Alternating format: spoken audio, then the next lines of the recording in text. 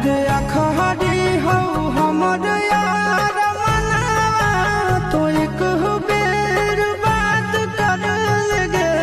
आगे सुना यारवा हो भरती पटनवा में आके मुलाकात कर लगे आगे सुना यारवा हो भरती पटनवा में आके मुलाकात कर लगे आगे चली जाइबौ छोड़ी के दुनिया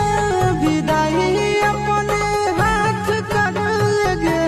आगे सुना यारवा हो भर